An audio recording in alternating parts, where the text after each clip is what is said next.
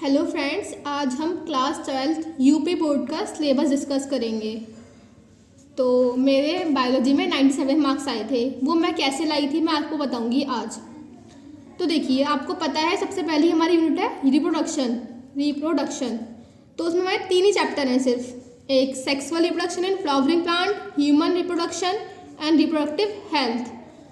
तो पहले चैप्टर का हम डिस्कस कर लेते हैं, वहाँ से कहाँ से मैक्सिमम क्वेश्चन बनते हैं। तो देखिए, आपको पहले तो फ्लावर का स्ट्रक्चर आना चाहिए, जो हमारा रिप्रोडक्टिव पार्ट होता है उसको आना ही चाहिए आपको। उसके बाद हम मेल पढ़ेंगे, उसके अंदर फीमेल पढ़ेंगे, ठीक है। मेल फीमेल गैमेटोफाइट क्या होता है, ये सब पॉलिनेशन पढ़ लीजिएगा आप, यहाँ से क्वेश्चन बन सकता है। और ये सब outbreeding devices, pollen pistil interaction, double fertilisation important है, यहाँ से लॉन्ग क्वेश्चन बन सकता है आपका। और पोस्ट फर्टिलाइजेशन डेवलपमेंट एंडोस्पर्म में हम कोकोनट वाला जो पार्ट है वहाँ से क्वेश्चन आता है, तो आप वो पढ़ लीजिएगा। और उसके बाद में seed formation, fruit formation, false fruit, true fruits, ये सब पढ़ लीजिएगा। पार्थिनोकार्पी क्या होता है, यहाँ से शॉर्ट क्वेश्चन बन सकता है या वेरी शॉर्ट बन सकता है, बस इतना पढ़ लीजिएगा फर्स्ट चैप्टर में, तो आपके क्वेश्चन बन जाएंगे अच्छे से। नेक्स्ट चैप्टर की बात करते हैं हम, ह्यूमन रिप्रोडक्शन।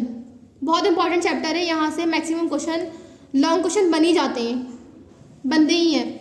तो male female part, reproductive part बहुत इंपॉर्टेंट है, इसका स्ट्रक्चर देख लीजिएगा बनाकर, प्रैक्टिस करिएगा काफ़ी बार और लिख लिख के प्रैक्टिस करें आप हर चीज़ की। उसके बाद में गैमेटोजेनेसिस में से आपको पता होगा 2 पार्ट आ जाएंगे उसमें, स्पर्मेटोजेनेसिस और oogenesis, दोनों ही इम्पॉर्टेंट है। उसके बाद मेंस्ट्रुअल साइकिल, और हमारा फिर इम्पॉर्टेंट है फर्टिलाइजेशन के बाद जो डेवलपमेंट होता है एम्ब्रियो का, ये इम्पॉर्टेंट है, यहाँ से मुझे लगता है क्वेश्चन आएगा इस बार। पार्चुरेशन, ये सब शॉर्ट में बनेंगे क्वेश्चन। लॉन्ग क्वेश्चन आपका बनेगा मेल रिप्रोडक्टिव पार्ट या फीमेल रिप्रोडक्टिव पार्ट में से, या फिर गैमेटोजेनेसिस से। फिर फर्टिलाइजेशन ये पढ़ेंगे आप।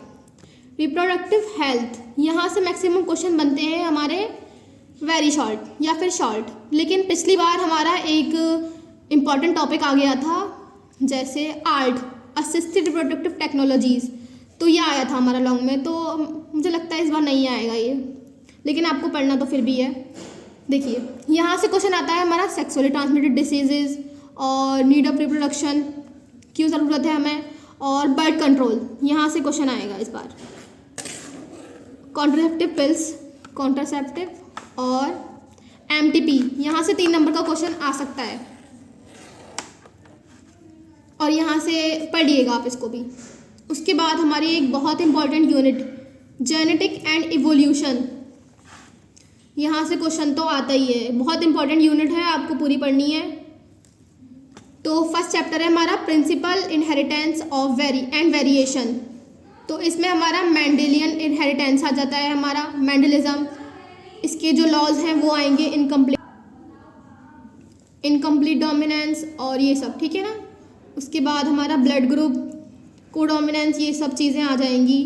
और सेक्स डिटर्मिनेशन पढ़ लीजिएगा, यहाँ से क्वेश्चन बन सकता है, लॉन्ग क्वेश्चन भी बन सकता है, शॉर्ट क्वेश्चन भी बन सकता है। और उसके बाद जो डिसीजेज होती हैं, डिसऑर्डर दिए होते हैं, क्रोमोसोमल डिसऑर्डर, ये सब आपको पढ़ने हैं, मेंडेलियन डिसऑर्डर ये पढ़ने हैं, यहाँ से क्वेश्चन आता है 3 नंबर का, और ये इस बार भी आ सकता है। उसके बाद मॉलिक्यूलर बेसिस ऑफ इनहेरिटेंस, तो इसमें आप DNA का स्ट्रक्चर देख लीजिएगा, और DNA की पैकेजिंग, रेप्लिकेशन, सेंट्रल डॉगमा से भी क्वेश्चन बन जाता है, और ट्रांसक्रिप्शन, ये बहुत इंपॉर्टेंट यूनिट है और टफ भी यूनिट है, आप देख सकते हैं आप इसको, DNA फिंगरप्रिंट से क्वेश्चन बन सकता है। इवोल्यूशन में ज़्यादातर क्वेश्चन बनता है हमारा इवोल्यूशन इन मैन से, ह्यूमन इवोल्यूशन से क्वेश्चन बनता है यहाँ पे हमारा, तो इसको पढ़िएगा आप। और बस यहाँ से ज़्यादातर क्वेश्चन यहाँ से बनता है, और डार्विन की थ्योरी जो है वो पढ़ लीजिएगा, ठीक है। उसके बाद हमारा बायोलॉजी एंड ह्यूमन वेलफेयर, बहुत ही ज़्यादा इजी चैप्टर होते हैं, इसमें 2 ही चैप्टर हैं और बहुत ही मैक्सिमम क्वेश्चन आते हैं, और अच्छा चैप्टर है ये, अच्छी यूनिट है ये, बहुत अच्छे क्वेश्चन बनते हैं इसमें से। जैसे कि हमारा फर्स्ट जितनी भी डिसीज़ हैं ह्यूमन की, जैसे मलेरिया, डेंगू, चिकनगुनिया, ये सब पढ़ लीजिएगा। मलेरिया की लाइफ साइकिल ज़रूर पढ़ लीजिएगा, यहाँ से क्वेश्चन आ जाता है। उसके बाद इसमें है हमारा इम्यूनिटी से भी आपको क्वेश्चन बन सकता है इस बार। उसके बाद एड्स वगैरह हुआ और हमारे ड्रग्स हुए, यहाँ से भी क्वेश्चन बन सकता है।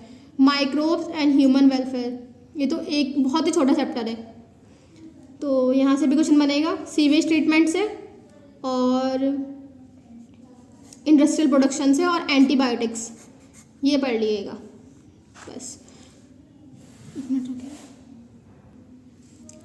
पिछली बार बायोटेक्नोलॉजी में एक भी क्वेश्चन नहीं आया था, तो इस बार चांसेस हैं क्वेश्चन आएगा। ये बहुत अच्छी यूनिट है, उससे क्वेश्चन देना चाहिए। तो यहाँ से क्वेश्चन आएगा genetic engineering, recombinant DNA technology, यहीं से क्वेश्चन बनेगा। उसके बाद दूसरा चैप्टर है हमारा बायोटेक्नोलॉजी का ही, बायोटेक्नोलॉजी एंड इट्स एप्लीकेशन के बारे में पढ़ते हैं हम। तो यहाँ से आपका क्वेश्चन जो बनेगा एग्रीकल्चर से बनेगा और ह्यूमन का इंसुलिन, ये सब से क्वेश्चन बन जाएगा। जीन थेरेपी पूछ सकता है आपसे, और बीटी कॉटन, ट्रांसजेनिक एनिमल, ये सब आप पढ़ लीजिएगा। और फिर आती है हमारी इकोलॉजी एक बहुत अच्छी यूनिट है और यहाँ से क्वेश्चन आपके बन जाते हैं। आपने कुछ नहीं पढ़ा, इकोलॉजी पढ़ लीजिएगा, पास हो जाएंगे। इकोलॉजी में क्या क्या आ सकता है हमारा, तो फर्स्ट चैप्टर है हमारा ऑर्गेनिज्म एंड पॉपुलेशन। तो यहाँ से बनता है हमारा पॉपुलेशन इंट्रैक्शन से क्वेश्चन, इंट्रैक्शन से तो म्यूचुअलिज्म है, कॉम्पिटिशन, पैरेडिज्म और पैरेडिज्म, यहाँ से क्वेश्चन बनता है हमारा। बर्थ रेट, डेथ रेट और इसके जो पिरामिड्स हैं वो देख लीजिएगा, बहुत इंपॉर्टेंट है, वो यहाँ से क्वेश्चन बनेगा। उसके बाद है हमारा इकोसिस्टम से क्वेश्चन बन जाता है, लॉन्ग क्वेश्चन बनता है इससे। यहाँ से बनेगा आपका एनर्जी फ्लो और बायोमास, एनर्जी, न्यूट्रिएंट साइकिल, तो ये कट चुका है, यहाँ से नहीं बनेगा क्वेश्चन। इकोलॉजिकल सक्सेशन भी नहीं है, ये सब कुछ नहीं है आपका।